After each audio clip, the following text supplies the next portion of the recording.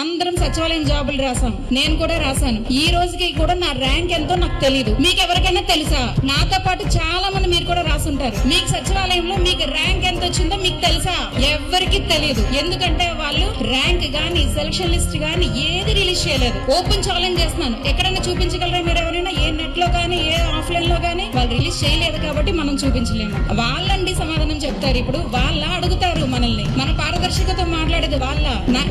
నాకు వచ్చిన మార్క్స్ నా ర్యాంక్ ఎంత నాకు తెలియకపోతే నాకు జాబ్ వస్తుంది రాలేదు నాకు ఎలా తెలుస్తుంది? వచ్చాయండి, జాబ్లు వచ్చాయి, 1,00,000 పై మందికి వచ్చాయి. ఎవరికి వచ్చాయి? వాళ్ళకి నచ్చిన వాళ్ళకి ఫోన్లకి మెసేజ్లు వెళ్ళాయి. ఎవరికైతే వాళ్ళకి కావాలో వాళ్ళకి మాత్రమే ఫోన్లకి మెసేజ్లు వెళ్ళాయి. వాళ్ళు ఎవరికి తెలుస్తుంది? వాళ్ళ పారదర్శకత కోసం మాట్లాడేది. మా సెలక్షన్ లిస్ట్ లో సిబిటి టెస్ట్ అయితేనేమి, మా సర్టిఫికేట్ వెరిఫికేషన్ అంతా జెన్యున్ గా జరిగింది అని చెప్పడానికి ఇక్కడ కాదు, మొత్తం రాసినటువంటి సెలెక్ట్ అయినటువంటి 16,000 పైచిలకి వాళ్ళు కూడా సాక్ష్యం ఉన్నాం. ఇక్కడికే కాదు, ఎక్కడికి రమ్మన్నా సరే మేము సిద్ధంగా ఉన్నాం. మా డిఎస్సి జోలికి వస్తే ఊరుకునేది లేదు.